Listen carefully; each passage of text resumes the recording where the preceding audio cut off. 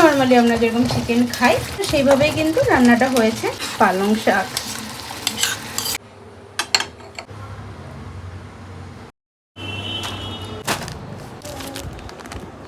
রয়েছে ধনে পাতা। এখন তো ধনে পাতা অত পাওয়াই যাচ্ছে না। নিয়ে নিয়েছি একটা টক দই, এদিকে সুজি, সোনার রূপার খুব ফেভারিট খাবারের মধ্যে একটা, আর আমার সিঁদুর। এদিকে আমার পুজো কমপ্লিট।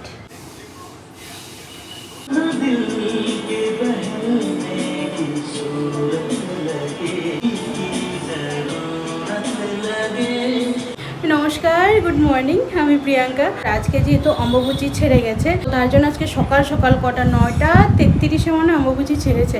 তো তার আগে সকাল সকাল পুজো দিয়ে নিয়েছিলাম। সকাল মা বলেছিল অম্বুবাচী থাকতে থাকতেই দিতে হয়, তো ওই জন্য সকালে উঠে তাড়াহুড়ো করে আগে ঘরটা মুছে চান করে পুজোটা সেরেছি। আজকে যেহেতু সোনা পিপাদের স্কুলও বন্ধ, বাড়িতেই রয়েছে, ওদেরকে একদম রেডি করে দিয়েছি।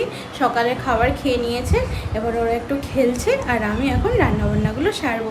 তো চলো, হ্যাঁ, আমার নতুন রান্নাঘরে রান্না করবো। নতুন বলতে কি হয়েছে, একটু ঠিকঠাক করা হয়েছে। অনেক কথা বলবো আজকে, আগে রান্নাবান্নাটা স্টার্ট করি। হ্যাঁ, আজকে রান্না হবে চিকেন আর লোটে মাছ। আমি ভাইকে ফোন করেছিলাম যে ভাই আজকে তুমি কি মাছ নিয়ে এসছো। আর অ্যাকচুয়ালি আমি আজকে অনেক দেরি করেই ফোন করেছি। ওই বললাম না সকালবেলায় পুজো দেওয়ার তাড়াহুড়ো ছিল, তো পুজো দিয়ে 9:30টার সময় ফোন করেছি ভাইকে। তো ভাই বলছে অল্প করে শুধু লোটে মাছ আছে আর বোয়াল মাছ আছে। তো বোয়াল মাছ তো আমি খাই না, তার জন্য বললাম যতটুকুনি লোটে মাছ আছে রেখে দাও, না হলে দেখো আমার আবার বাজারে যেতে হবে। এবার দুটো ছেলেকে নিয়ে বাজারে যাওয়া, তার চেয়ে মনে হয় কি বাবা না খাওয়াই ভালো।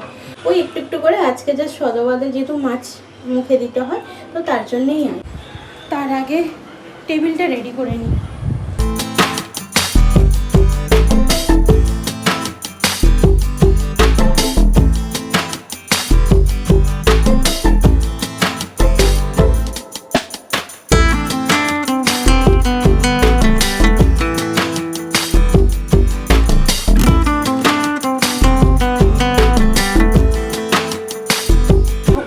ভাবছি টেবিলটা একটু রেডি করব, কিন্তু ওই যে বাড়িতে বাচ্চা থাকলে কি হয় বলো তো, চাই যে সুন্দর করে গুছিয়ে রাখবো, ইচ্ছা হয় সবসময় গুছিয়ে রাখবো, কিন্তু ওরা যতটা পারে চেষ্টা করে ঘর গুছিয়ে রাখার। যেহেতু মা সবসময় গুছানোর চেষ্টা করে, তো বাচ্চা তো একটু তো এদিক ওদিক হবেই, কিন্তু তারপরেও কত সময় আমার রাগ উঠে। কিন্তু কত সময় আবার জানো তো ভাবি যে বাড়িতে বাচ্চা আছে বলেই তো আমি কাজগুলো করছি, না হলে একটা জিনিস যদি বাড়িতে ওরা না থাকতো, আজকে আমি যদি সোফাটা গুছিয়ে রাখতাম, সেইভাবেই কিন্তু মাসকে মাস বছরকে বছর পড়ে থাকতো। কারণ যেহেতু বড়রা আমরা নোংরা করি না, তাই না? তখন না আবার মাথাটা ঠান্ডা করে ফেলা।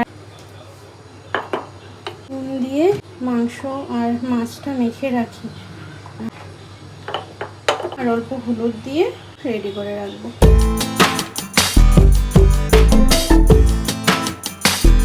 আমি আজকে ভেবেছিলাম কি জানো, পালং শাক দিয়ে রাইসের সাথে কিছু একটা রেসিপি রেডি করব। মাথায় আসলো চিকেন দিয়ে আজকে এই পালং শাক দিয়ে রান্না করব। জানি না কেমন হবে, কোনোদিন তো রান্না করিনি, তো আজকে একবার ট্রাই করবো। অনেকবারই বলেছিলাম যে তোমাদের সাথে যখন আমি কোনো নতুন রান্না শেয়ার করি বা কোনো নতুন রান্না ট্রাই করি, সেই রান্নাটা সত্যি সুস্বাদু হয়।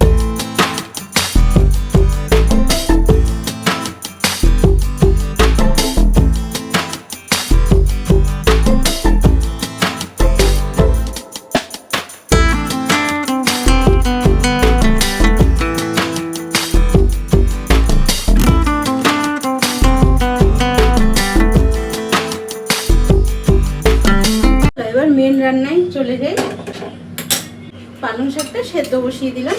পালং শাকটা না সেদ্ধ বসিয়ে তারপরে মশলাগুলো রেডি করব। আমি কি ভাবলাম জানো তো, ওই পালক পনির হয় না, তো পালক পনির যদি হয় তাহলে পালক চিকেন কেন হবে না? তো ওইভাবে আজকে ভাবছি, ওইটা ভেবেই কিন্তু রান্না করছি যে দেখি কেমন লাগে। আর যেহেতু অল্প মাংস, বেশি না জানো তো, ওই 600 গ্রামের মতো মাংস রয়েছে। যদি খারাপ হয় তাও মনেরে বুঝ দেওয়া যাবে যে চলো ঠিক আছে অল্প মাংস, কিন্তু বেশি মাংস হলে তখনই তো চাপটা হয়ে যায়, তাই না? তো পালং শাকটা সেদ্ধ হোক, চলো এবার আমি মশলাটা রেডি করে নিই।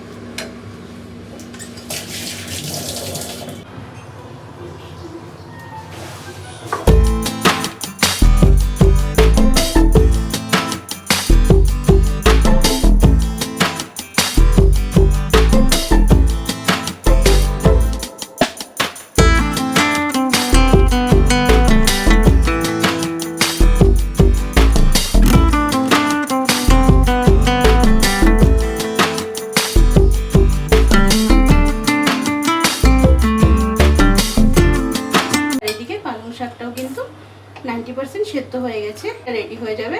এবার এই পালং শাকটাকে ঠান্ডা করে সেটাকেও মিক্সিতে একদম পুরো পেস্ট বানিয়ে নেব।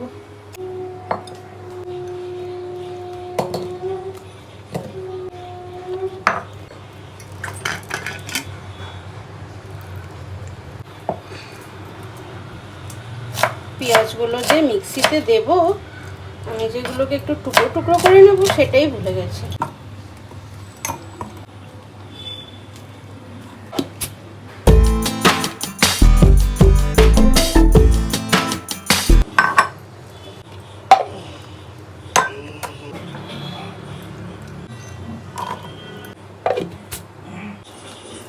দেব শুকনো লঙ্কার গুঁড়ো, দিলাম অল্প পরিমাণে হলুদ।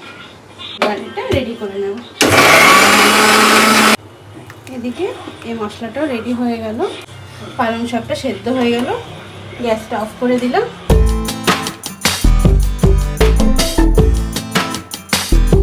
এদিকে পালং শাকটা একটু ঠান্ডা হোক।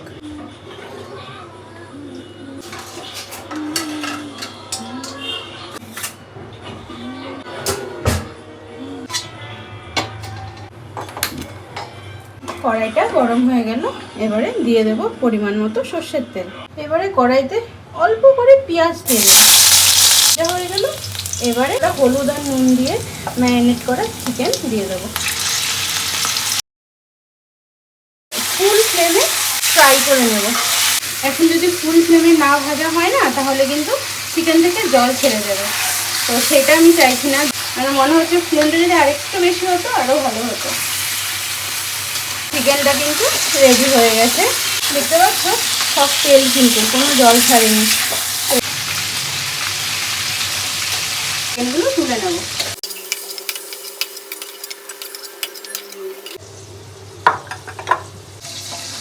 দেখো ফ্যানের নিচে রেখেছি, তারপরেও কিছু ঠান্ডা হচ্ছে না। মিক্সিতে রেডি করে নিই।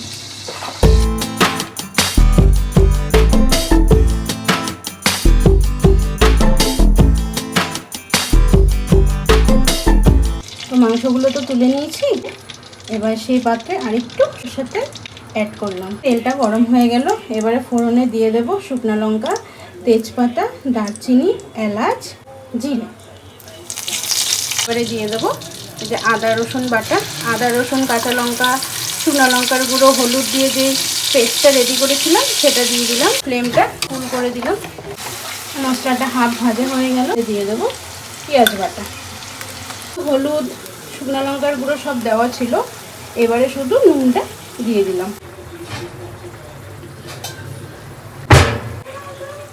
ঢাকা দিয়ে দিলাম 2 থেকে 3 মিনিট। আজকের ওয়েদারটা কিন্তু বেশ ভালো, ঠান্ডাও না গরমও না, আর সবসময় না রোদও ভালো লাগে না, আর বেশি বৃষ্টিও ভালো লাগে না।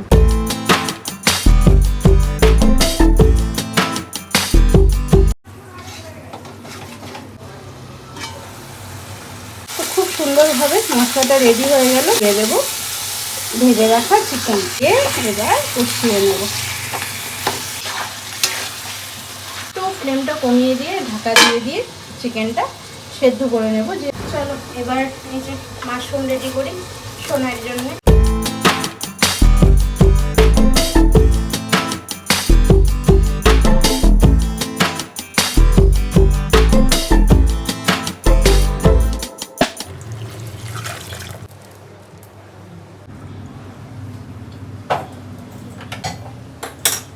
সুন্দরভাবে রেডি হয়ে গেল, আর এত সুন্দর গন্ধ বেরোচ্ছে না।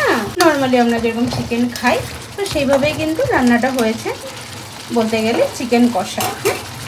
এইবারে দিয়ে দেব এই যে রেডি করে রাখা পালং শাক, ঠাকুরের নাম করে দিয়ে দিলাম।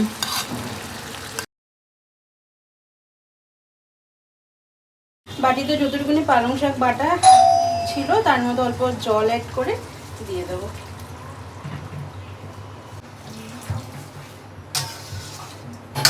এইবার যতক্ষণ অবধি না তেল ছাড়ছে ততক্ষণ অবধি ঢাকা দিয়ে আর ফ্লেমটা একদম কমিয়ে দিয়ে রান্নাটা রেডি করতে হবে। তো এই যে তেলটা ছেড়ে গেলে কিন্তু রান্নাটা হয়ে যাবে। এটা একটু ঝোল ঝোল হবে না, একটু মাখা মাখা হবে। মাশরুমটা রেডি করে নেবো আগে। মাশরুমটা রেডি করি, মাশরুমটা হয়ে গেলে তারপরে লোটে মাছটা রেডি করব। জানো তো, এই লাস্ট 4 থেকে 4.5 বছর এই ইউটিউব জার্নিতে আমি তোমাদেরকে কি দিতে পেরেছি আমি জানি না, কিন্তু তোমরা আমাকে যা ভালোবাসা দিয়েছো বা আমাদেরকে যা ভালোবাসা দিয়েছো, আমরা চিরজীবন ঋণী থাকবো।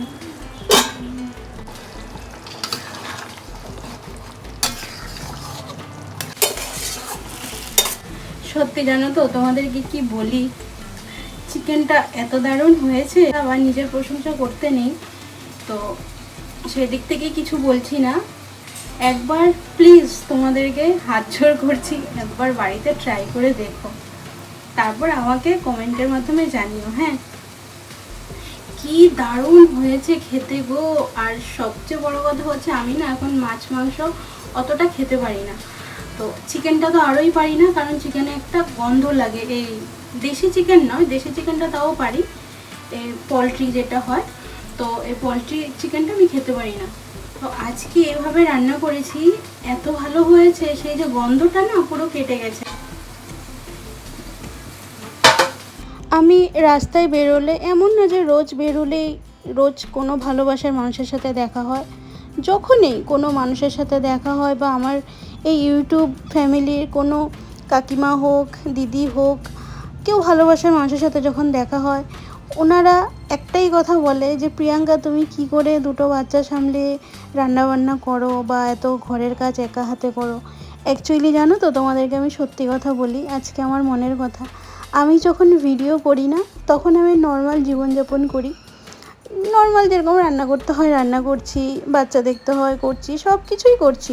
কিন্তু আমি যখন তোমাদেরকে নিয়ে কোনো রান্না করি বা ভিডিওটা স্টার্ট করি, আমি জানি না আমি কোথার থেকে এত এনার্জি পাই, আর সেই এনার্জিটাই আমার ভিডিওতে ফুটে ওঠে, আর তোমরা সেটাকেই ধরে নাও যে প্রিয়াঙ্কা কত কষ্ট করে বা কিছু। না গো, তোমরা আছো বলেই আমি আছি, আর তোমরা আছো, তোমরা এত অ্যাপ্রিসিয়েট করো আমাকে প্রতি মুহূর্তে, যারা হয়তো আমার কমেন্টের মাধ্যমেই তোমাদের সাথে সম্পর্ক, কিন্তু অনেক আছে দিদিরা যারা আমার সাথে ফোনে কথাবার্তা হয়, তো তাদের জন্যেই আজকে কিন্তু আমি এত দূর আসতে পেরেছি। প্রতি মুহূর্তে আমার কিছু ভুল হলে আমাকে বলে দেয়, যেটা আমি নেক্সট টাইম যেন না করি। প্রতি মুহূর্তে তোমরা অনেক কিছু আমাকে শিখিয়েছো। আজকে এই যে প্রিয়াঙ্কা দেখতে পাচ্ছ, অনেক অন্যরকম। তুমি বা তোমরা আমার প্রথম ভিডিওগুলো দেখবে আর এখনকার ভিডিও দেখবে, যতটুকুনি আমি ইমপ্রুভ হয়েছি সব হচ্ছে তোমাদের জন্যে, জানো তো।